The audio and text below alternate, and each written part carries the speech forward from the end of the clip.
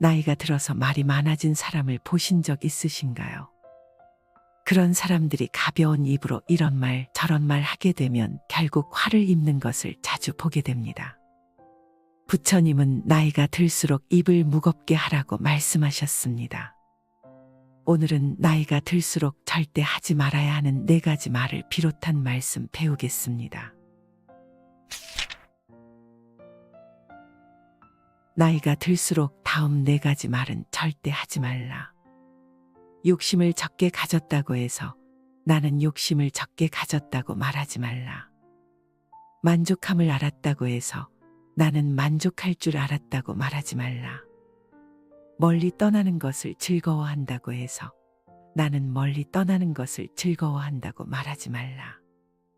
궤변을 좋아하지 않는다고 해서 나는 궤변을 좋아하지 않는다고 말하지 말라. 스스로 욕심이 적다고 말하고 스스로 만족할 줄 안다고 말하지 말라. 욕심이 적고 자족을 알더라도 스스로 소욕과 지족을 자랑삼아 말하는 사람은 참된 소욕지족과는 거리가 멀다. 참된 소욕지족은 말이 없고 상이 없다.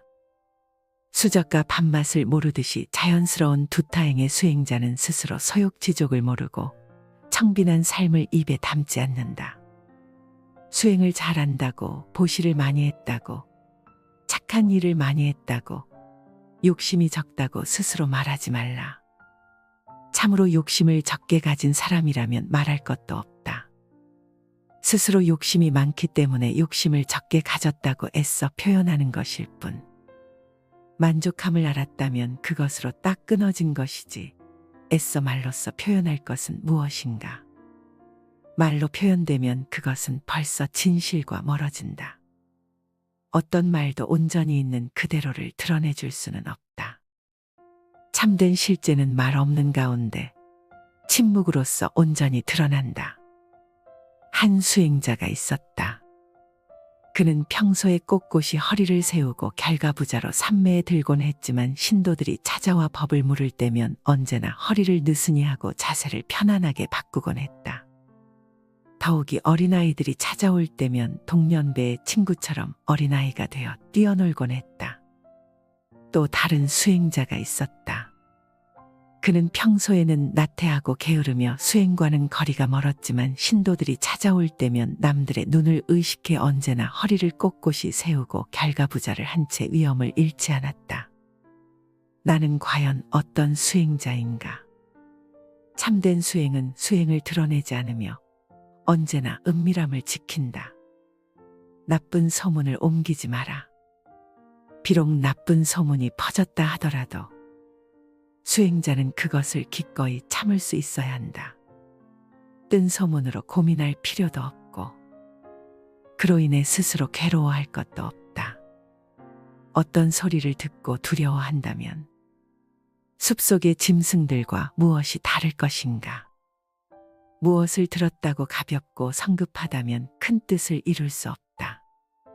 공연한 비방은 침묵으로 참고 나쁜 소문을 마음에 두지 말고 놓아버려라.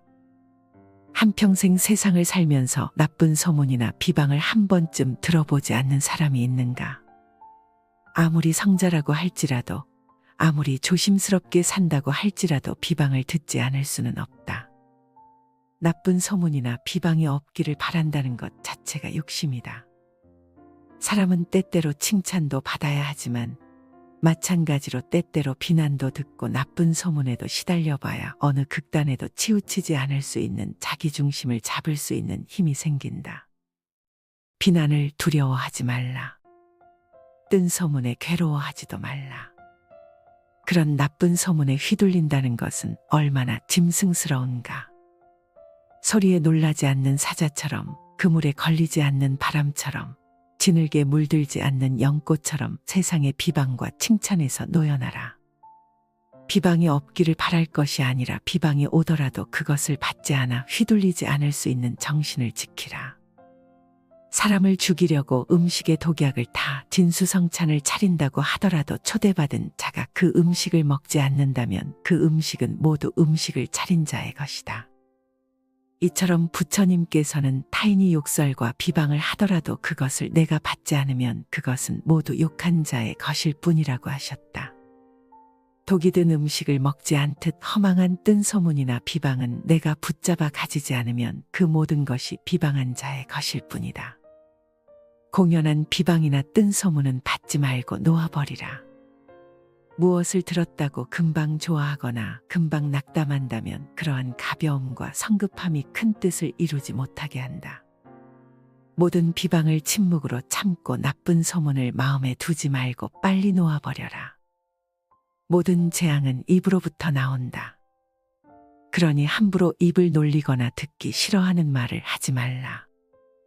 맹렬한 불길이 집을 태워버리듯 말을 조심하지 않으면 결국 그것이 불길이 되어 내 몸을 태우게 된다. 자신의 불행한 운명은 바로 자신의 입에서부터 시작된다. 입은 몸을 치는 도끼여 몸을 찌르는 날카로운 칼날이다. 모든 재앙의 시작은 입에서부터 시작된다. 우리는 하지 않아도 될 말 또는 해서는 안 될 말들을 얼마나 많이 하고 사는가. 내면에서 걸러지지 않고 마구잡이로 내뱉는 말은 허물이 되고 재앙이 되어 도리어 나에게로 돌아와 내 몸을 태우게 된다. 모름지기 입을 열 때는 내면에서 침묵으로 걸러짐이 있어야 한다. 먼저 욱하고 올라오는 생각들이나 툭 튀어나오는 말에 대해 가만히 관해보고 몇 번이고 안으로 돌이키며 꼭 해야 할 말만을 단순하고도 명쾌하게 꺼낼 일이다. 침묵이야말로 모든 수행자의 길벗이요 도반이다. 입이 무거워야 모든 공덕이 깃든다. 사람들이 모이면 주로 꺼내는 말이 첫째는 자기 잘난 자랑이고 둘째는 남 못났다는 허물이다. 이것이 바로 아상이 담긴 대화의 전형이다. 내 자랑을 많이 해야 내가 드러나고 남 허물을 들추어내야 또한 내가 높아진다고 착각하는 것이다. 모름지기 수행자라면 자신의 입을 관하여 침묵하고 설사 말을 해야 할 때라도 이 말에 나를 드러내려는 아상이 얼마나 담겨 있는지를 깊이 관찰할 일이다. 말을 조심하지 않으면 불행한 운명이 시작되고 그것은 그대로 도끼가 되어 내 몸을 치고 칼날이 되어 내 몸을 찌르게 된다. 대화를 시작할 때는 몇 번이고 입을 관하고 생각을 관하여 허물이 없도록 하라. 비방과 칭찬에 흔들리지 말라. 만약 온갖 방법으로 상대가 너희를 헐뜯더라도 너희들은 성냄을 이기지 못하고 저들을 해쳐서는 안 된다. 그들이 우리를 비방한다고 우리 역시 분노하여 그들을 해치려 한다면 그것은 우리 스스로 저들에게 지는 것이다. 또한 그들이 우리를 칭찬한다고 해서 너희들이 기뻐하고 들떠서도 안 된다. 공연한 칭찬에 마음이 들뜨는 것도 우리 스스로가 저들에게 지는 것이니라. 상대방에게 비난의 소리를 들을 때 맞받아 대꾸하지 말라. 다만 그 마음을 가만히 비추어 보라. 내면에서 올라오는 화와 원망의 소리 없는 소리를 분별 없이 바라보라. 만약 분노하여 그들을 해치거나 맞받아쳐 함께 욕을 하고 헐뜯는다면 상대에게 지는 것이다. 그러나 무건을 지키고 마음의 빛을 안으로 거두어 속들의 울림을 비추어 볼 수 있다면 상대에게뿐 아니라 나 자신에게도 승리하는 것이다. 비난을 받는 순간 내 안에서는 어떤 마음이 올라오는가, 어떤 느낌이 일어나는가, 내 호흡에는 어떤 변화가 일어나는가 그 순간을 놓치지 않고 살피고 주시하는 일이야말로 생생한 수행이여 공부거리가 된다. 모든 비난은 심지어 그것이 나를 모함하려는 것이라고 할지라도 내가 조금 더 나아질 수 있는 영적 성숙의 기회다. 비난 속에서 자신의 성장을 도모하는 이와 비난 속에서 좌절하고 성내는 이 당신은 어떤 쪽을 선택할 것인가? 상대가 칭찬을 할 때도 마찬가지로 가만히 올라오는 기쁜 마음, 우쭐한 마음을 비추어 보라. 칭찬의 마음이 들떠 있음을 가만히 지켜보라. 그렇지 못하고 칭찬에 휘둘려 들떠 있게 된다면 똑같이 비난에 휘둘리는 것처럼 상대에게도 지고 나 자신에게도 지는 것이다. 칭찬에 휘둘리지 않아야 비난에도 흔들리지 않을 수 있다. 사실은 내 존재의 성장을 위해서라면 칭찬보다 비난이 더욱 좋다. 또한 맑은 수행자라면 비난보다 칭찬을 더욱 경계해야 한다. 그러나 더 좋은 것은 비난과 칭찬을 분별하지 않고 다만 바라보기만 하는 것이다. 주시자에게는 비난도 칭찬도 문제되지 않는다. 평범하게 그리고 자연스럽게 살라. 불법은 애써 구하는 것이 아니라 단지 평상심을 유지하여 특별한 일이 없게 함이니 추우면 옷을 입고 더우면 옷을 벗고 배고프면 밥을 먹고 졸리면 잠을 자면 되는 것이다. 어리석은 자는 나를 비웃겠지만 지혜로운 사람은 그 뜻을 안다. 애써 구한다는 것은 지금 이 순간에 만족하지 못한다는 말이다. 지금이 불만족스럽기 때문에 더 나은 무언가를 구한다는 뜻이다. 애써 구하는 바가 있으면 지금 이 순간의 평화는 깨어지고 만다. 불법은 특별한 노력을 기울여 애써 구하는 것이 아니라 특별한 일이 없게 함으로써 지극히 평범하고 자연스러운 이치에 드는 것이다. 진리는 특별한 사람이 특별한 노력과 특별한 수행을 통해 얻는 특별한 체험이 아니다. 오히려 그 반대로 진리는 평범한 사람이 지극히 평범한 삶으로서 자연스럽게 아주 자연스럽게 다만 평범하게 살아갈 때 얻어지는 것이다. 수행이라는 것은 다만 방편일 뿐이다. 자연스러움, 평범함으로 돌아가기 위한 부득이한 방편. 그러나 평범함으로 돌아가기 위해 왜 특별한 방편을 써야 하는가? 우리의 본래 바탕은 누구나 평범하기 그지없는 존재일진데 참된 삶이란 구하는 것이 없이 평범하게 순간순간을 살아갈 때 찾아온다. 그랬을 때 지금 이 순간 온전한 만족이 있고 온전한 자족과 현존 속에서 집중과 깨어있음이 깃든다. 배고프면 밥을 먹으면 되고 오직 그 순간 밥 먹는 것에만 집중하면 된다. 그런데 밥 먹으며 다른 생각하고 더 좋은 음식 먹고자 욕심내고 온갖 번뇌를 몰아가니 밥만 먹지 못하는 것이다. 배고플 때 밥 먹는다는 것이 얼마나 평범한 일이고 특별하지 않은 일인가. 추우면 옷을 입으면 되지 더 좋은 옷을 구할 것도 없고 남들보다 더 예쁜 옷을 입고자 분별할 것도 없다. 그저 평범하게 특별하지 않게 구함 없이 사는 것이 지혜로운 삶이다. 한 가지 선한 행동이 100가지의 악을 깬다. 한 가지 선한 행을 하면 100가지 악을 깨는 것과 같다. 마치 작은 금강석이 수미산을 무너뜨리는 것 같고 적은 불이 온갖 것을 태우는 것 같고 소량의 독약이 중생을 해치는 것과 같다. 이처럼 비록 작은 선이라 할지라도 그 실제는 크다는 것을 알아야 한다. 왜냐하면 작은 선이 큰 악을 깨뜨리는 까닭이다. 한 가지 바른 마음으로 행한 선행이 100가지 악을 깬다고 한다. 이 말은 직접 선과 악이 대치가 된다는 말이 아니라 그만큼 선이 중요하다는 말이다. 작은 선이 씨앗이 되어 또 다른 선행을 가져오고 그러한 선의 기운이 약하고 탁한 기운들을 몰아낸다.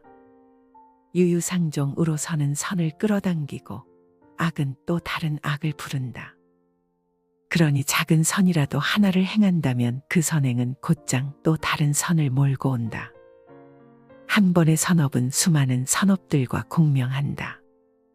그랬을 때 작은 선 하나가 100가지 악을 깨는 것과 같다. 청정한 마음 하나가 온갖 혼탁한 악한 마음 100가지를 깰 수 있다. 오랫동안 악한 일을 해오면서 온갖 악의 업을 지어온 사람이라도 다시금 마음을 돌이켜 청정한 마음으로 한 가지 선을 행한다면 그 선한 마음 하나가 그동안의 온갖 악한 마음을 녹일 수 있다. 아무리 오랫동안 빛을 보지 못한 어둠의 동굴이라도 그 동굴이 밝아지는 데는 촛불 하나로도 충분한 것처럼 그랬을 때 악한 마음은 깨뜨려지고 이내 마음은 선의 기운으로 넘친다. 바로 그 첫 번째 선한 마음이 중요하다. 내 마음은 선에 더 가까이 공명하는가, 악에 더 가까이 공명하는가, 선을 행하는 것이 더 쉬운가, 악을 행하는 것이 더 쉬운가. 이번 생 동안 선을 많이 연습한 사람은 죽고 난 뒤에도 선의 파장을 끌어당기고 다음 생에 태어나더라도 선을 행하는 것이 악을 짓는 것보다 더 쉽고 익숙해진다. 그러나 악을 행하던 사람은 죽고 나면 어둡고 악한 지옥의 파장을 제 스스로 끌어당기게 되고 설사 인간으로 태어나더라도 악을 행하는 것에 마음이 끌린다. 마음이 고요할 때 비로소 환히 보인다. 우리의 마음은 갖가지 번뇌망상으로 물들어 있어. 마치 파도치는 물결과 같다. 물결이 출렁일 때는 우리의 얼굴이나 모습도 일렁이고 왜곡되어 제대로 보이지 않는다. 그러나 물결이 고요해지면 모든 것이 제 모습을 나타낸다.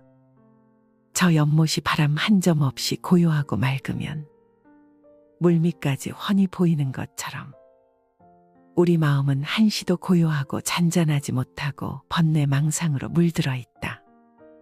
늘 파도치는 물결처럼 이리 휘둘리고 저리 휘둘린다. 물결이 출렁일 때는 모든 것이 일렁이고 왜곡되어 보이듯이 마음이 고요하지 못할 때 우리는 세상을 왜곡하여 보게 된다. 고요히 맑고도 텅 빈 시선으로 있는 그대로를 있는 그대로 보지 못하게 된다. 왜곡되게 보면 왜곡된 견해가 생기고 그 왜곡된 견해에서 왜곡된 판단과 오해와 다툼이 생기며 거기에서 모든 괴로움이 시작된다. 그러나 마음이 고요하고 적정할 때, 마음이 잔잔한 호수와 같이 아무런 움직임도 없이 선정에 머물 때 그때 비로소 물밑까지 훤히 볼 수 있는 참된 지혜가 생겨나고 이 세상을 왜곡 없이 올바로 볼 수 있는 정견 의시야가 열린다. 올바로 보았을 때 올바른 견해가 생기고 올바른 이해가 생기며 그러한 바른 이해에서 사랑이 생겨난다. 대상과 다투지 않고 왜곡하지 않으며 상대를 상대의 입장에서 온전히 이해해주는 따뜻한 관점이 열린다. 그러기 위해서는 먼저 마음이 고요해야 한다. 마음 안에 어떤 치우친 편견이나 선입견 없이 있는 그대로의 대상을 온전히 포용하고 분별 없이 받아들여 줄 수 있는 열린 가슴이 필요하다. 텅 비어있고 열려있는 자세야말로 온전하게 세상을 바라볼 수 있도록 해주는 왜곡 없는 필터가 된다. 마음이 항상 시비하고 분별하고 움직이며 정신없이 오고 갈 때 지혜는 없다. 마음이 고요하여 맑으면 이 세상의 모든 이치가 환하게 드러난다. 사랑이 있는 곳에 걱정이 생기고 사랑이 있는 곳에 두려움이 생긴다. 그러므로 사랑하지 않으면 걱정도 두려움도 없다. 사랑은 미움의 뿌리이다. 사랑하는 사람을 만들지 말고 미워하는 사람도 만들지 말라. 사랑하는 사람은 못 만나서 괴롭고 미워하는 사람은 만나서 괴롭다. 사랑하는 마음이 깊어가면 갈수록 그 마음의 애착과 집착이 커갈수록 우리 안에 미움의 뿌리도 함께 커간다. 사랑하는 사람과 헤어졌을 때 혹은 배신을 당했을 때 사랑이 컸던 사람일수록 미움과 증오도 더 크게 마련이다. 사랑은 사랑 그 자체로 남아야 한다. 사랑의 그 어떤 찌꺼기나 흔적을 남기지 말아야 한다. 사랑하는 그것으로 나의 행복은 이미 완성된 것이지 그 어떤 바람이나 집착을 가지고 있다면 사랑 그 이면의 미움을 동시에 키워가는 것일 뿐이다. 사랑하기 때문에 어떻게 해야 한다고 고정지어 놓으면 그 사랑이 달아났을 때 그 크기만한 미움이 다가온다. 사랑한다는 그 마음 자체로서 사랑은 완성된 것이지 사랑하기 때문에 상대를 내 사람으로 만들어야 한다면 그것은 사랑이 아니라 집착이다. 이 세상에 가장 아름다운 것이 사랑이다. 그러나 온전한 사랑은 아무나 할 수 있는 것이 아니다. 사랑은 온전히 주는 것이지 받는 계산이 깔리는 것이 아니다. 그랬을 때 사랑은 사랑 그 자체이지 미움의 뿌리를 키우지 않게 된다. 사랑 그 자체로서 사랑하자. 미움도 마찬가지다. 인연 따라 미워하는 사람이 생길 수는 있지만 미움에 결박당하고 미움에 몸서리칠 정도가 된다면 미움은 나를 집어삼키고 만다. 미움이란 미움의 상황이지 그 사람 자체가 미움인 것은 아니다. 그 상황이나 인연을 탓할지언정 사람을 탓하지는 말라. 그랬을 때 미움은 다만 신기루처럼 잠시 일어났다 인연이 닿으면 사라지지만 사람을 미워하게 되면 그 미움은 증오를 낳고 원한을 낳고 복수를 낳으며 끝까지 가고 만다. 소식의 즐거움을 배워라. 음식이 아무리 맛이 있더라도 제 양을 초과하여 먹어서는 안 된다. 오직 기력을 도와 몸을 이롭게 하는 데에서 그칠 줄 알아야 한다. 사람은 누구나 자신에게 부여된 음식의 양과 수명이 있다. 그러므로 자기의 몫이 아닌 음식과 수명을 탐내서는 안 된다. 탐한다고 해서 자기의 몫이 아닌 것이 더 오지는 않는다. 음식을 탐하면 수명이 짧아진다. 제 몫의 식복이 정해져 있기 때문이다. 음식에 대한 탐심을 많이 내어 이번 생 자신의 식복을 넘어서면 현생에 더 먹을 복이 없어지기 때문에 수명이 다할 수밖에 없는 것이다. 과식을 하면 복력 또한 소멸한다. 과식을 하는데도 오래 산다면 그 사람은 삶이 불행해지기 쉽다. 식복은 없는데 많이 먹으니 다른 복력들이 식복으로 대치되어 복력이 줄어들다 보니 불행해진다는 것이다. 이러한 사실은 현대 과학에서도 증명되고 있다. 미국 노화연구소에서는 소식을 꾸준히 실천할 경우 자연 수명을 40% 연장시켜 170세까지 살 수도 있다고 연구 결과를 내놓았다. 음식물 섭취를 줄이면 삶의 진행 과정을 늦출 수 있고 금욕으로 신체의 번식 전략을 생존 전략으로 전환시키면 장수할 수 있다는 것이다. 또 다른 코넬 대학연구팀에서도 음식물 섭취를 줄이면 2배에서 4배까지 수명이 증가한다고 발표했다. 이유야 어찌되었든 과식은 수행자에게 여러모로 도움이 되지 않는다. 과식은 정신을 혼란하게 만들며 온갖 욕구와 번뇌를 불러일으키고 고요한 선정에 이르지 못하게 한다. 소식을 하면 몸도 마음도 경쾌하고 가벼워 쉽게 선정과 지혜를 얻을 수 있다. 나이가 들수록 다음 4가지 말은 절대 하지 말라.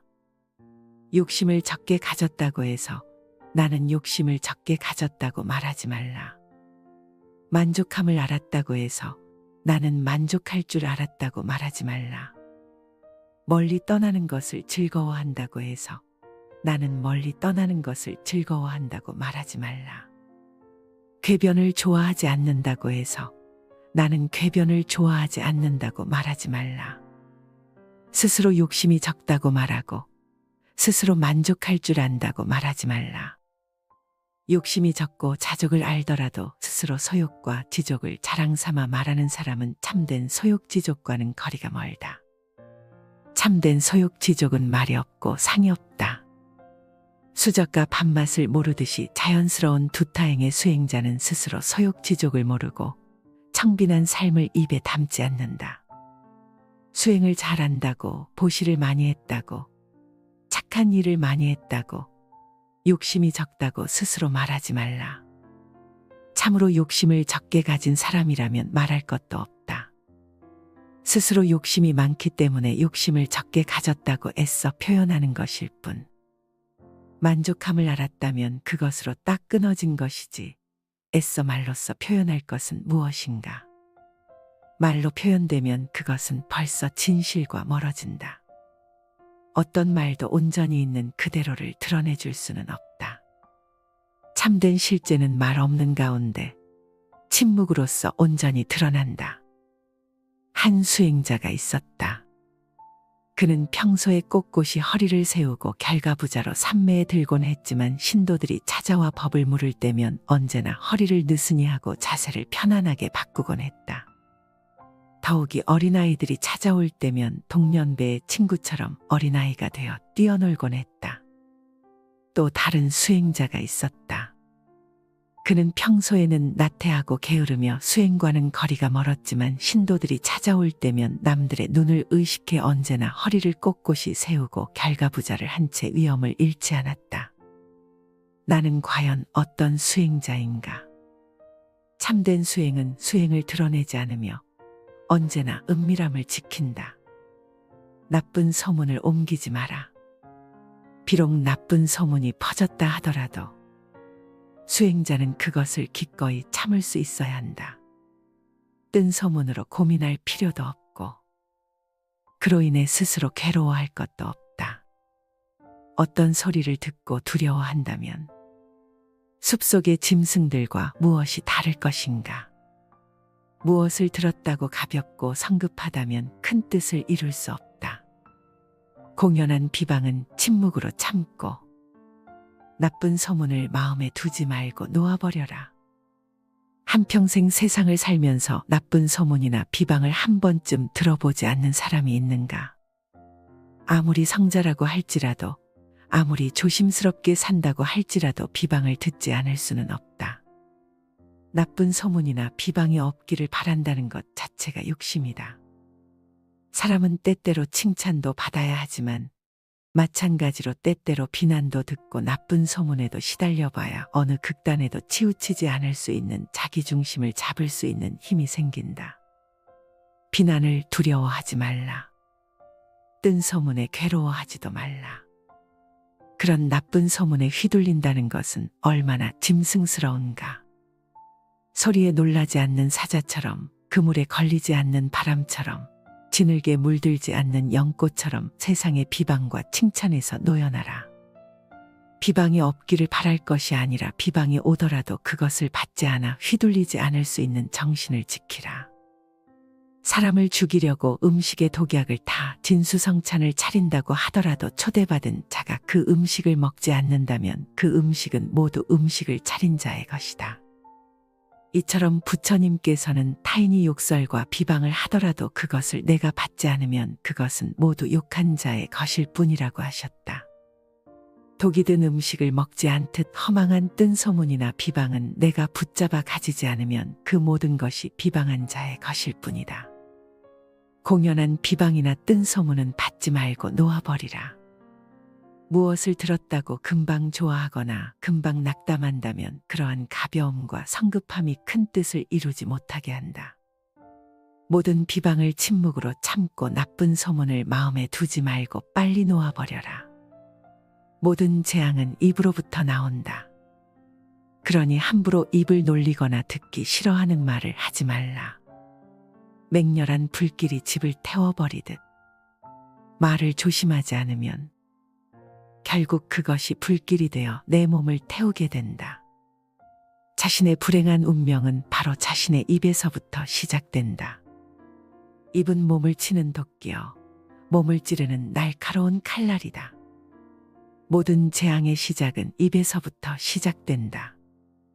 우리는 하지 않아도 될 말 또는 해서는 안 될 말들을 얼마나 많이 하고 사는가.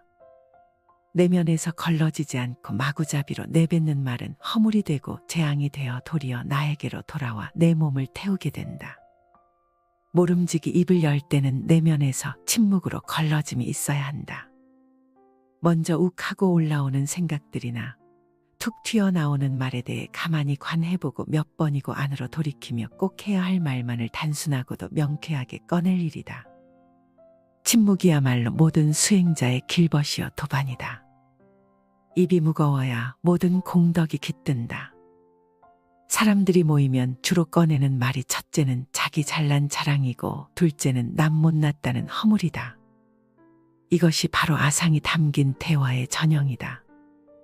내 자랑을 많이 해야 내가 드러나고 남 허물을 들추어내야 또한 내가 높아진다고 착각하는 것이다.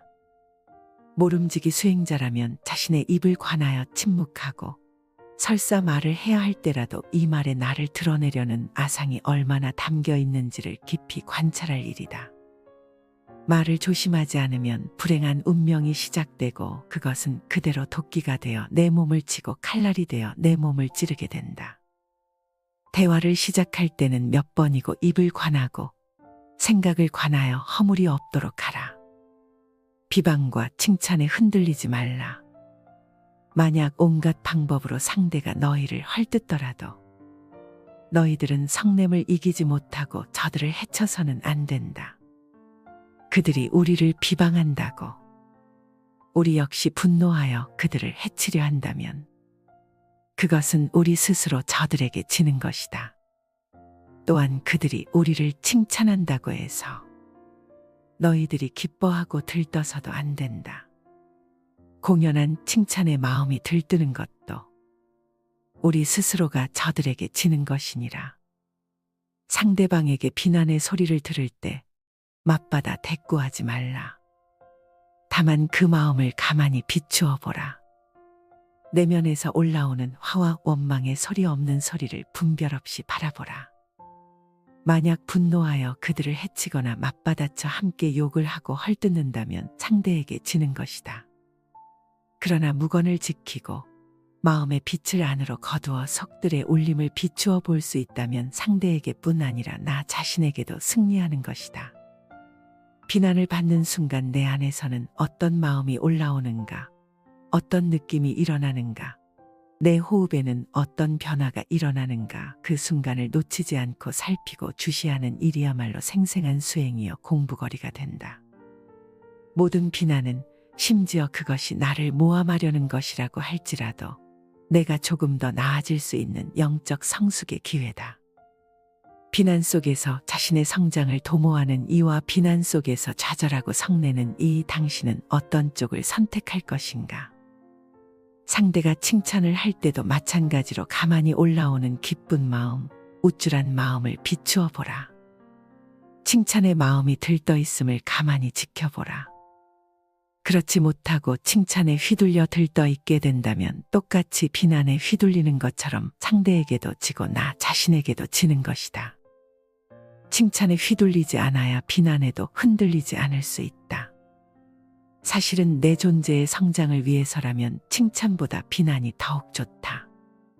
또한 맑은 수행자라면 비난보다 칭찬을 더욱 경계해야 한다.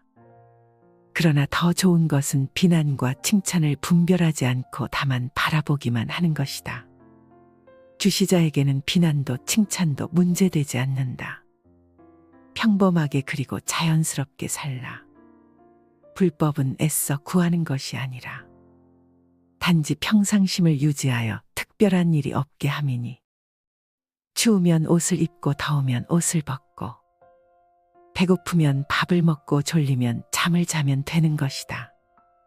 어리석은 자는 나를 비웃겠지만 지혜로운 사람은 그 뜻을 안다. 애써 구한다는 것은 지금 이 순간에 만족하지 못한다는 말이다. 지금이 불만족스럽기 때문에 더 나은 무언가를 구한다는 뜻이다. 애써 구하는 바가 있으면 지금 이 순간의 평화는 깨어지고 만다. 불법은 특별한 노력을 기울여 애써 구하는 것이 아니라 특별한 일이 없게 함으로써 지극히 평범하고 자연스러운 이치에 드는 것이다. 진리는 특별한 사람이 특별한 노력과 특별한 수행을 통해 얻는 특별한 체험이 아니다. 오히려 그 반대로 진리는 평범한 사람이 지극히 평범한 삶으로서 자연스럽게 아주 자연스럽게 다만 평범하게 살아갈 때 얻어지는 것이다. 수행이라는 것은 다만 방편일 뿐이다. 자연스러움, 평범함으로 돌아가기 위한 부득이한 방편. 그러나 평범함으로 돌아가기 위해 왜 특별한 방편을 써야 하는가? 우리의 본래 바탕은 누구나 평범하기 그지없는 존재일진데 참된 삶이란 구하는 것이 없이 평범하게 순간순간을 살아갈 때 찾아온다. 그랬을 때 지금 이 순간 온전한 만족이 있고 온전한 자족과 현존 속에서 집중과 깨어있음이 깃든다. 배고프면 밥을 먹으면 되고 오직 그 순간 밥 먹는 것에만 집중하면 된다. 그런데 밥 먹으며 다른 생각하고 더 좋은 음식 먹고자 욕심내고 온갖 번뇌를 몰아가니 밥만 먹지 못하는 것이다. 배고플 때 밥 먹는다는 것이 얼마나 평범한 일이고 특별하지 않은 일인가. 추우면 옷을 입으면 되지 더 좋은 옷을 구할 것도 없고 남들보다 더 예쁜 옷을 입고자 분별할 것도 없다. 그저 평범하게 특별하지 않게 구함 없이 사는 것이 지혜로운 삶이다.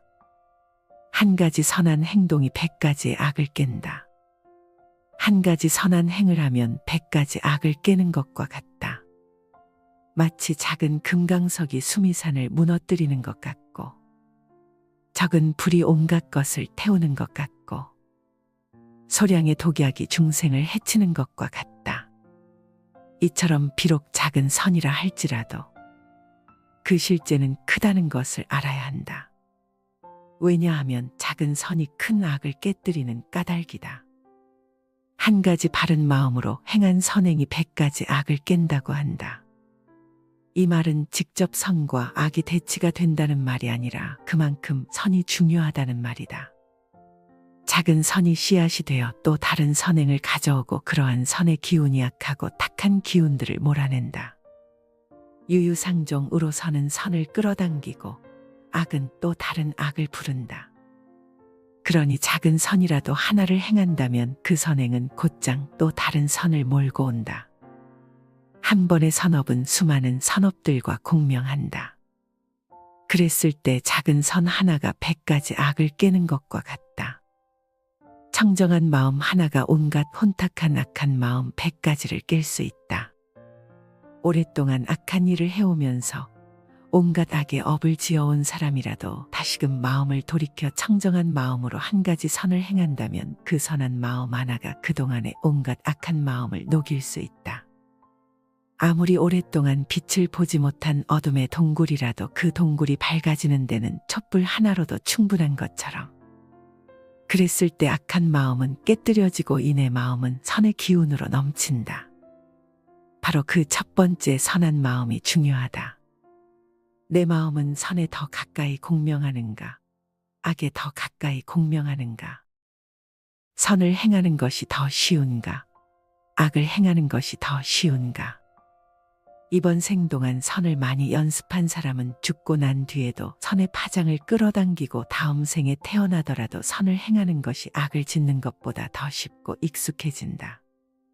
그러나 악을 행하던 사람은 죽고 나면 어둡고 악한 지옥의 파장을 제 스스로 끌어당기게 되고 설사 인간으로 태어나더라도 악을 행하는 것에 마음이 끌린다. 마음이 고요할 때 비로소 환히 보인다. 우리의 마음은 갖가지 번뇌망상으로 물들어 있어. 마치 파도치는 물결과 같다. 물결이 출렁일 때는 우리의 얼굴이나 모습도 일렁이고 왜곡되어 제대로 보이지 않는다. 그러나 물결이 고요해지면 모든 것이 제 모습을 나타낸다. 저 연못이 바람 한 점 없이 고요하고 맑으면 물밑까지 훤히 보이는 것처럼 우리 마음은 한시도 고요하고 잔잔하지 못하고 번뇌망상으로 물들어 있다. 늘 파도치는 물결처럼 이리 휘둘리고 저리 휘둘린다. 물결이 출렁일 때는 모든 것이 일렁이고 왜곡되어 보이듯이 마음이 고요하지 못할 때 우리는 세상을 왜곡하여 보게 된다. 고요히 맑고도 텅 빈 시선으로 있는 그대로를 있는 그대로 보지 못하게 된다. 왜곡되게 보면 왜곡된 견해가 생기고 그 왜곡된 견해에서 왜곡된 판단과 오해와 다툼이 생기며 거기에서 모든 괴로움이 시작된다. 그러나 마음이 고요하고 적정할 때, 마음이 잔잔한 호수와 같이 아무런 움직임도 없이 선정에 머물 때 그때 비로소 물밑까지 훤히 볼 수 있는 참된 지혜가 생겨나고 이 세상을 왜곡 없이 올바로 볼 수 있는 정견 의시야가 열린다. 올바로 보았을 때 올바른 견해가 생기고 올바른 이해가 생기며 그러한 바른 이해에서 사랑이 생겨난다. 대상과 다투지 않고 왜곡하지 않으며 상대를 상대의 입장에서 온전히 이해해주는 따뜻한 관점이 열린다. 그러기 위해서는 먼저 마음이 고요해야 한다. 마음 안에 어떤 치우친 편견이나 선입견 없이 있는 그대로의 대상을 온전히 포용하고 분별 없이 받아들여 줄 수 있는 열린 가슴이 필요하다. 텅 비어있고 열려있는 자세야말로 온전하게 세상을 바라볼 수 있도록 해주는 왜곡 없는 필터가 된다. 마음이 항상 시비하고 분별하고 움직이며 정신없이 오고 갈 때 지혜는 없다. 마음이 고요하여 맑으면 이 세상의 모든 이치가 환하게 드러난다. 사랑이 있는 곳에 걱정이 생기고 사랑이 있는 곳에 두려움이 생긴다. 그러므로 사랑하지 않으면 걱정도 두려움도 없다. 사랑은 미움의 뿌리이다. 사랑하는 사람을 만들지 말고 미워하는 사람도 만들지 말라. 사랑하는 사람은 못 만나서 괴롭고 미워하는 사람은 만나서 괴롭다. 사랑하는 마음이 깊어가면 갈수록 그 마음의 애착과 집착이 커갈수록 우리 안에 미움의 뿌리도 함께 커간다. 사랑하는 사람과 헤어졌을 때 혹은 배신을 당했을 때 사랑이 컸던 사람일수록 미움과 증오도 더 크게 마련이다. 사랑은 사랑 그 자체로 남아야 한다. 사랑의 그 어떤 찌꺼기나 흔적을 남기지 말아야 한다. 사랑하는 그것으로 나의 행복은 이미 완성된 것이지 그 어떤 바람이나 집착을 가지고 있다면 사랑 그 이면의 미움을 동시에 키워가는 것일 뿐이다. 사랑하기 때문에 어떻게 해야 한다고 고정지어 놓으면 그 사랑이 달아났을 때 그 크기만한 미움이 다가온다. 사랑한다는 그 마음 자체로서 사랑은 완성된 것이지 사랑하기 때문에 상대를 내 사람으로 만들어야 한다면 그것은 사랑이 아니라 집착이다. 이 세상에 가장 아름다운 것이 사랑이다. 그러나 온전한 사랑은 아무나 할 수 있는 것이 아니다. 사랑은 온전히 주는 것이지 받는 계산이 깔리는 것이 아니다. 그랬을 때 사랑은 사랑 그 자체이지 미움의 뿌리를 키우지 않게 된다. 사랑 그 자체로서 사랑하자. 미움도 마찬가지다. 인연 따라 미워하는 사람이 생길 수는 있지만 미움에 결박당하고 미움에 몸서리칠 정도가 된다면 미움은 나를 집어삼키고 만다. 미움이란 미움의 상황이지 그 사람 자체가 미움인 것은 아니다. 그 상황이나 인연을 탓할지언정 사람을 탓하지는 말라. 그랬을 때 미움은 다만 신기루처럼 잠시 일어났다 인연이 닿으면 사라지지만 사람을 미워하게 되면 그 미움은 증오를 낳고 원한을 낳고 복수를 낳으며 끝까지 가고 만다. 소식의 즐거움을 배워라. 음식이 아무리 맛이 있더라도 제 양을 초과하여 먹어서는 안 된다. 오직 기력을 도와 몸을 이롭게 하는 데에서 그칠 줄 알아야 한다. 사람은 누구나 자신에게 부여된 음식의 양과 수명이 있다. 그러므로 자기의 몫이 아닌 음식과 수명을 탐내서는 안 된다. 탐한다고 해서 자기의 몫이 아닌 것이 더 오지는 않는다. 음식을 탐하면 수명이 짧아진다. 제 몫의 식복이 정해져 있기 때문이다. 음식에 대한 탐심을 많이 내어 이번 생 자신의 식복을 넘어서면 현생에 더 먹을 복이 없어지기 때문에 수명이 다할 수밖에 없는 것이다. 과식을 하면 복력 또한 소멸한다. 과식을 하는데도 오래 산다면 그 사람은 삶이 불행해지기 쉽다. 식복은 없는데 많이 먹으니 다른 복력들이 식복으로 대치되어 복력이 줄어들다 보니 불행해진다는 것이다. 이러한 사실은 현대 과학에서도 증명되고 있다. 미국 노화 연구소에서는 소식을 꾸준히 실천할 경우 자연 수명을 40% 연장시켜 170세까지 살 수도 있다고 연구 결과를 내놓았다. 음식물 섭취를 줄이면 삶의 진행 과정을 늦출 수 있고 금욕으로 신체의 번식 전략을 생존 전략으로 전환시키면 장수할 수 있다는 것이다. 또 다른 코넬 대학연구팀에서도 음식물 섭취를 줄이면 2배에서 4배까지 수명이 증가한다고 발표했다. 이유야 어찌되었든 과식은 수행자에게 여러모로 도움이 되지 않는다. 과식은 정신을 혼란하게 만들며 온갖 욕구와 번뇌를 불러일으키고 고요한 선정에 이르지 못하게 한다. 소식을 하면 몸도 마음도 경쾌하고 가벼워 쉽게 선정과 지혜를 얻을 수 있다. 나이가 들수록 다음 4가지 말은 절대 하지 말라. 욕심을 적게 가졌다고 해서 나는 욕심을 적게 가졌다고 말하지 말라. 만족함을 알았다고 해서 나는 만족할 줄 알았다고 말하지 말라. 멀리 떠나는 것을 즐거워한다고 해서 나는 멀리 떠나는 것을 즐거워한다고 말하지 말라. 궤변을 좋아하지 않는다고 해서 나는 궤변을 좋아하지 않는다고 말하지 말라. 스스로 욕심이 적다고 말하고 스스로 만족할 줄 안다고 말하지 말라. 욕심이 적고 자족을 알더라도 스스로 소욕과 지족을 자랑 삼아 말하는 사람은 참된 소욕지족과는 거리가 멀다. 참된 소욕지족은 말이 없고 상이 없다. 수저가 밥맛을 모르듯이 자연스러운 두타행의 수행자는 스스로 소욕지족을 모르고 청빈한 삶을 입에 담지 않는다. 수행을 잘한다고 보시를 많이 했다고 착한 일을 많이 했다고 욕심이 적다고 스스로 말하지 말라. 참으로 욕심을 적게 가진 사람이라면 말할 것도 없다. 스스로 욕심이 많기 때문에 욕심을 적게 가졌다고 애써 표현하는 것일 뿐. 만족함을 알았다면 그것으로 딱 끊어진 것이지 애써 말로써 표현할 것은 무엇인가. 말로 표현되면 그것은 벌써 진실과 멀어진다. 어떤 말도 온전히 있는 그대로를 드러내줄 수는 없다. 참된 실제는 말 없는 가운데 침묵으로써 온전히 드러난다. 한 수행자가 있었다. 그는 평소에 꼿꼿이 허리를 세우고 결가부자로 삼매에 들곤 했지만 신도들이 찾아와 법을 물을 때면 언제나 허리를 느슨히 하고 자세를 편안하게 바꾸곤 했다. 더욱이 어린아이들이 찾아올 때면 동년배의 친구처럼 어린아이가 되어 뛰어놀곤 했다. 또 다른 수행자가 있었다. 그는 평소에는 나태하고 게으르며 수행과는 거리가 멀었지만 신도들이 찾아올 때면 남들의 눈을 의식해 언제나 허리를 꼿꼿이 세우고 결가부자를 한 채 위엄을 잃지 않았다. 나는 과연 어떤 수행자인가? 참된 수행은 수행을 드러내지 않으며 언제나 은밀함을 지킨다. 나쁜 소문을 옮기지 마라. 비록 나쁜 소문이 퍼졌다 하더라도 수행자는 그것을 기꺼이 참을 수 있어야 한다. 뜬 소문으로 고민할 필요도 없고 그로 인해 스스로 괴로워할 것도 없다.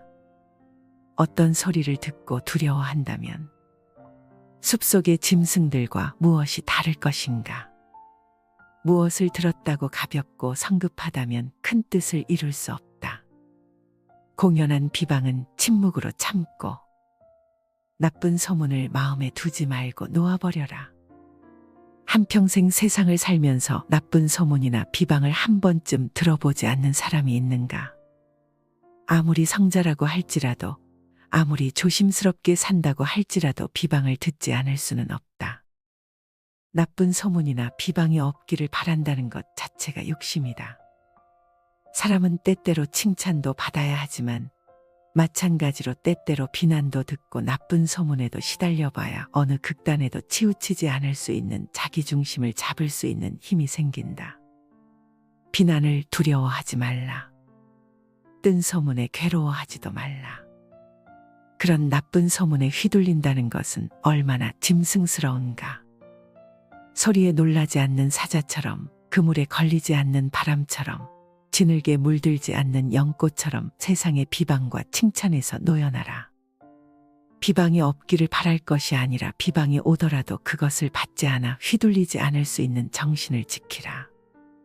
사람을 죽이려고 음식에 독약을 타 진수성찬을 차린다고 하더라도 초대받은 자가 그 음식을 먹지 않는다면 그 음식은 모두 음식을 차린 자의 것이다. 이처럼 부처님께서는 타인이 욕설과 비방을 하더라도 그것을 내가 받지 않으면 그것은 모두 욕한 자의 것일 뿐이라고 하셨다. 독이 든 음식을 먹지 않듯 허망한 뜬 소문이나 비방은 내가 붙잡아 가지지 않으면 그 모든 것이 비방한 자의 것일 뿐이다. 공연한 비방이나 뜬 소문은 받지 말고 놓아버리라. 무엇을 들었다고 금방 좋아하거나 금방 낙담한다면 그러한 가벼움과 성급함이 큰 뜻을 이루지 못하게 한다. 모든 비방을 침묵으로 참고 나쁜 소문을 마음에 두지 말고 빨리 놓아버려라. 모든 재앙은 입으로부터 나온다. 그러니 함부로 입을 놀리거나 듣기 싫어하는 말을 하지 말라. 맹렬한 불길이 집을 태워버리듯 말을 조심하지 않으면 결국 그것이 불길이 되어 내 몸을 태우게 된다. 자신의 불행한 운명은 바로 자신의 입에서부터 시작된다. 입은 몸을 치는 도끼여 몸을 찌르는 날카로운 칼날이다. 모든 재앙의 시작은 입에서부터 시작된다. 우리는 하지 않아도 될 말 또는 해서는 안 될 말들을 얼마나 많이 하고 사는가. 내면에서 걸러지지 않고 마구잡이로 내뱉는 말은 허물이 되고 재앙이 되어 도리어 나에게로 돌아와 내 몸을 태우게 된다. 모름지기 입을 열 때는 내면에서 침묵으로 걸러짐이 있어야 한다. 먼저 욱하고 올라오는 생각들이나 툭 튀어나오는 말에 대해 가만히 관해보고 몇 번이고 안으로 돌이키며 꼭 해야 할 말만을 단순하고도 명쾌하게 꺼낼 일이다. 침묵이야말로 모든 수행자의 길벗이요 도반이다. 입이 무거워야 모든 공덕이 깃든다. 사람들이 모이면 주로 꺼내는 말이 첫째는 자기 잘난 자랑이고 둘째는 남 못났다는 허물이다. 이것이 바로 아상이 담긴 대화의 전형이다. 내 자랑을 많이 해야 내가 드러나고 남 허물을 들추어내야 또한 내가 높아진다고 착각하는 것이다. 모름지기 수행자라면 자신의 입을 관하여 침묵하고 설사 말을 해야 할 때라도 이 말에 나를 드러내려는 아상이 얼마나 담겨 있는지를 깊이 관찰할 일이다. 말을 조심하지 않으면 불행한 운명이 시작되고 그것은 그대로 도끼가 되어 내 몸을 치고 칼날이 되어 내 몸을 찌르게 된다. 대화를 시작할 때는 몇 번이고 입을 관하고 생각을 관하여 허물이 없도록 하라. 비방과 칭찬에 흔들리지 말라. 만약 온갖 방법으로 상대가 너희를 헐뜯더라도 너희들은 성냄을 이기지 못하고 저들을 해쳐서는 안 된다. 그들이 우리를 비방한다고 우리 역시 분노하여 그들을 해치려 한다면 그것은 우리 스스로 저들에게 지는 것이다. 또한 그들이 우리를 칭찬한다고 해서 너희들이 기뻐하고 들떠서도 안 된다. 공연한 칭찬에 마음이 들뜨는 것도 우리 스스로가 저들에게 지는 것이니라. 상대방에게 비난의 소리를 들을 때 맞받아 대꾸하지 말라. 다만 그 마음을 가만히 비추어 보라. 내면에서 올라오는 화와 원망의 소리 없는 소리를 분별 없이 바라보라. 만약 분노하여 그들을 해치거나 맞받아쳐 함께 욕을 하고 헐뜯는다면 상대에게 지는 것이다. 그러나 무건을 지키고 마음의 빛을 안으로 거두어 속들의 울림을 비추어 볼 수 있다면 상대에게뿐 아니라 나 자신에게도 승리하는 것이다. 비난을 받는 순간 내 안에서는 어떤 마음이 올라오는가, 어떤 느낌이 일어나는가, 내 호흡에는 어떤 변화가 일어나는가 그 순간을 놓치지 않고 살피고 주시하는 일이야말로 생생한 수행이여 공부거리가 된다. 모든 비난은 심지어 그것이 나를 모함하려는 것이라고 할지라도 내가 조금 더 나아질 수 있는 영적 성숙의 기회다. 비난 속에서 자신의 성장을 도모하는 이와 비난 속에서 좌절하고 성내는 이 당신은 어떤 쪽을 선택할 것인가? 상대가 칭찬을 할 때도 마찬가지로 가만히 올라오는 기쁜 마음, 우쭐한 마음을 비추어 보라. 칭찬의 마음이 들떠 있음을 가만히 지켜보라. 그렇지 못하고 칭찬에 휘둘려 들떠 있게 된다면 똑같이 비난에 휘둘리는 것처럼 상대에게도 지고 나 자신에게도 지는 것이다. 칭찬에 휘둘리지 않아야 비난에도 흔들리지 않을 수 있다. 사실은 내 존재의 성장을 위해서라면 칭찬보다 비난이 더욱 좋다. 또한 맑은 수행자라면 비난보다 칭찬을 더욱 경계해야 한다. 그러나 더 좋은 것은 비난과 칭찬을 분별하지 않고 다만 바라보기만 하는 것이다. 주시자에게는 비난도 칭찬도 문제되지 않는다. 평범하게 그리고 자연스럽게 살라. 불법은 애써 구하는 것이 아니라 단지 평상심을 유지하여 특별한 일이 없게 함이니 추우면 옷을 입고 더우면 옷을 벗고 배고프면 밥을 먹고 졸리면 잠을 자면 되는 것이다. 어리석은 자는 나를 비웃겠지만 지혜로운 사람은 그 뜻을 안다. 애써 구한다는 것은 지금 이 순간에 만족하지 못한다는 말이다. 지금이 불만족스럽기 때문에 더 나은 무언가를 구한다는 뜻이다. 애써 구하는 바가 있으면 지금 이 순간의 평화는 깨어지고 만다. 불법은 특별한 노력을 기울여 애써 구하는 것이 아니라 특별한 일이 없게 함으로써 지극히 평범하고 자연스러운 이치에 드는 것이다. 진리는 특별한 사람이 특별한 노력과 특별한 수행을 통해 얻는 특별한 체험이 아니다. 오히려 그 반대로 진리는 평범한 사람이 지극히 평범한 삶으로서 자연스럽게 아주 자연스럽게 다만 평범하게 살아갈 때 얻어지는 것이다. 수행이라는 것은 다만 방편일 뿐이다. 자연스러움, 평범함으로 돌아가기 위한 부득이한 방편. 그러나 평범함으로 돌아가기 위해 왜 특별한 방편을 써야 하는가? 우리의 본래 바탕은 누구나 평범하기 그지없는 존재일진데 참된 삶이란 구하는 것이 없이 평범하게 순간순간을 살아갈 때 찾아온다.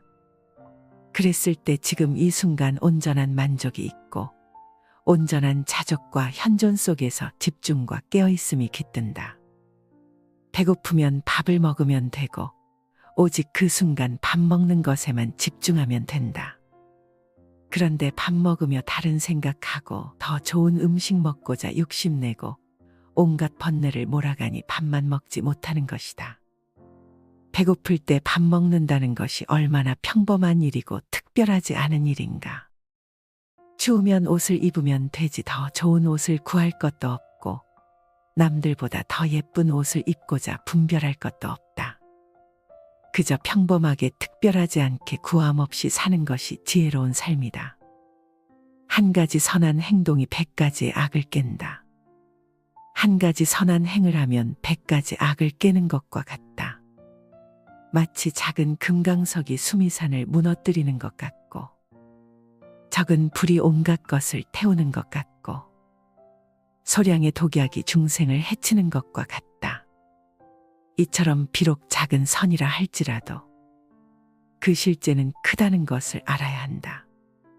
왜냐하면 작은 선이 큰 악을 깨뜨리는 까닭이다. 한 가지 바른 마음으로 행한 선행이 100가지 악을 깬다고 한다. 이 말은 직접 선과 악이 대치가 된다는 말이 아니라 그만큼 선이 중요하다는 말이다. 작은 선이 씨앗이 되어 또 다른 선행을 가져오고 그러한 선의 기운이 약하고 탁한 기운들을 몰아낸다. 유유상종으로 선은 선을 끌어당기고 악은 또 다른 악을 부른다. 그러니 작은 선이라도 하나를 행한다면 그 선행은 곧장 또 다른 선을 몰고 온다. 한 번의 선업은 수많은 선업들과 공명한다. 그랬을 때 작은 선 하나가 100가지 악을 깨는 것과 같다. 청정한 마음 하나가 온갖 혼탁한 악한 마음 100가지를 깰 수 있다. 오랫동안 악한 일을 해오면서 온갖 악의 업을 지어온 사람이라도 다시금 마음을 돌이켜 청정한 마음으로 한 가지 선을 행한다면 그 선한 마음 하나가 그동안의 온갖 악한 마음을 녹일 수 있다. 아무리 오랫동안 빛을 보지 못한 어둠의 동굴이라도 그 동굴이 밝아지는 데는 촛불 하나로도 충분한 것처럼 그랬을 때 악한 마음은 깨뜨려지고 이내 마음은 선의 기운으로 넘친다. 바로 그 첫 번째 선한 마음이 중요하다. 내 마음은 선에 더 가까이 공명하는가, 악에 더 가까이 공명하는가, 선을 행하는 것이 더 쉬운가, 악을 행하는 것이 더 쉬운가. 이번 생 동안 선을 많이 연습한 사람은 죽고 난 뒤에도 선의 파장을 끌어당기고 다음 생에 태어나더라도 선을 행하는 것이 악을 짓는 것보다 더 쉽고 익숙해진다. 그러나 악을 행하던 사람은 죽고 나면 어둡고 악한 지옥의 파장을 제 스스로 끌어당기게 되고 설사 인간으로 태어나더라도 악을 행하는 것에 마음이 끌린다. 마음이 고요할 때 비로소 환히 보인다. 우리의 마음은 갖가지 번뇌 망상으로 물들어 있어. 마치 파도치는 물결과 같다. 물결이 출렁일 때는 우리의 얼굴이나 모습도 일렁이고 왜곡되어 제대로 보이지 않는다. 그러나 물결이 고요해지면 모든 것이 제 모습을 나타낸다. 저 연못이 바람 한 점 없이 고요하고 맑으면 물밑까지 훤히 보이는 것처럼 우리 마음은 한시도 고요하고 잔잔하지 못하고 번뇌 망상으로 물들어 있다. 늘 파도치는 물결처럼 이리 휘둘리고 저리 휘둘린다. 물결이 출렁일 때는 모든 것이 일렁이고 왜곡되어 보이듯이 마음이 고요하지 못할 때 우리는 세상을 왜곡하여 보게 된다. 고요히 맑고도 텅 빈 시선으로 있는 그대로를 있는 그대로 보지 못하게 된다. 왜곡되게 보면 왜곡된 견해가 생기고 그 왜곡된 견해에서 왜곡된 판단과 오해와 다툼이 생기며 거기에서 모든 괴로움이 시작된다. 그러나 마음이 고요하고 적정할 때 마음이 잔잔한 호수와 같이 아무런 움직임도 없이 선정에 머물 때 그때 비로소 물밑까지 훤히 볼 수 있는 참된 지혜가 생겨나고 이 세상을 왜곡 없이 올바로 볼 수 있는 정견 의시야가 열린다. 올바로 보았을 때 올바른 견해가 생기고 올바른 이해가 생기며 그러한 바른 이해에서 사랑이 생겨난다. 대상과 다투지 않고 왜곡하지 않으며 상대를 상대의 입장에서 온전히 이해해주는 따뜻한 관점이 열린다. 그러기 위해서는 먼저 마음이 고요해야 한다. 마음 안에 어떤 치우친 편견이나 선입견 없이 있는 그대로의 대상을 온전히 포용하고 분별 없이 받아들여 줄 수 있는 열린 가슴이 필요하다. 텅 비어있고 열려있는 자세야말로 온전하게 세상을 바라볼 수 있도록 해주는 왜곡 없는 필터가 된다. 마음이 항상 시비하고 분별하고 움직이며 정신없이 오고 갈 때 지혜는 없다.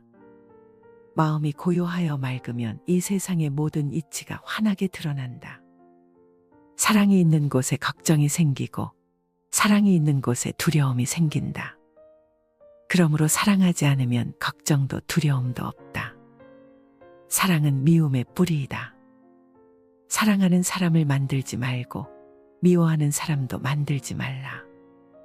사랑하는 사람은 못 만나서 괴롭고 미워하는 사람은 만나서 괴롭다. 사랑하는 마음이 깊어가면 갈수록 그 마음의 애착과 집착이 커갈수록 우리 안에 미움의 뿌리도 함께 커간다.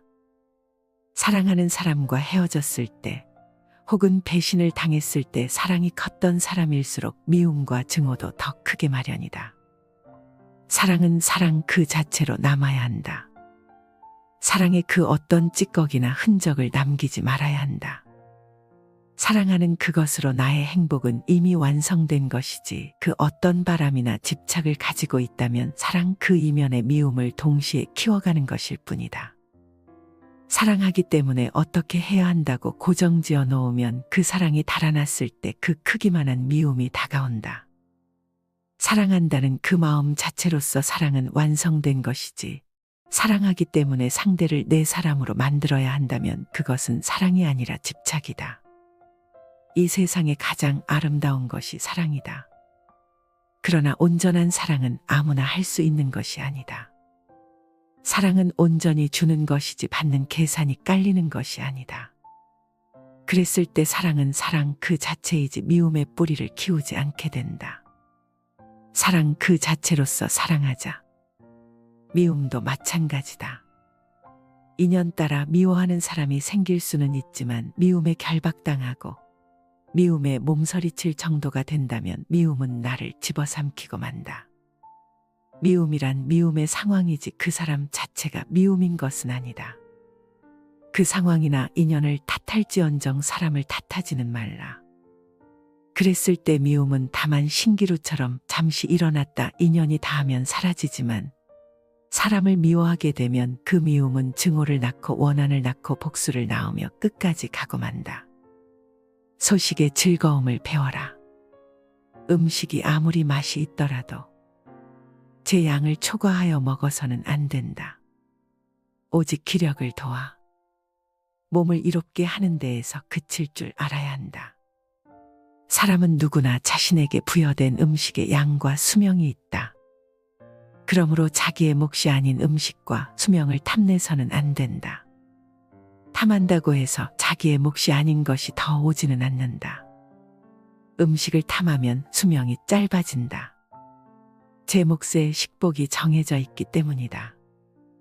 음식에 대한 탐심을 많이 내어 이번 생 자신의 식복을 넘어서면 현생에 더 먹을 복이 없어지기 때문에 수명이 다할 수밖에 없는 것이다. 과식을 하면 복력 또한 소멸한다. 과식을 하는데도 오래 산다면 그 사람은 삶이 불행해지기 쉽다. 식복은 없는데 많이 먹으니 다른 복력들이 식복으로 대치되어 복력이 줄어들다 보니 불행해진다는 것이다. 이러한 사실은 현대 과학에서도 증명되고 있다. 미국 노화연구소에서는 소식을 꾸준히 실천할 경우 자연 수명을 40% 연장시켜 170세까지 살 수도 있다고 연구 결과를 내놓았다. 음식물 섭취를 줄이면 삶의 진행 과정을 늦출 수 있고 금욕으로 신체의 번식 전략을 생존 전략으로 전환시키면 장수할 수 있다는 것이다. 또 다른 코넬 대학연구팀에서도 음식물 섭취를 줄이면 2배에서 4배까지 수명이 증가한다고 발표했다. 이유야 어찌되었든 과식은 수행자에게 여러모로 도움이 되지 않는다. 과식은 정신을 혼란하게 만들며 온갖 욕구와 번뇌를 불러일으키고 고요한 선정에 이르지 못하게 한다. 소식을 하면 몸도 마음도 경쾌하고 가벼워 쉽게 선정과 지혜를 얻을 수 있다.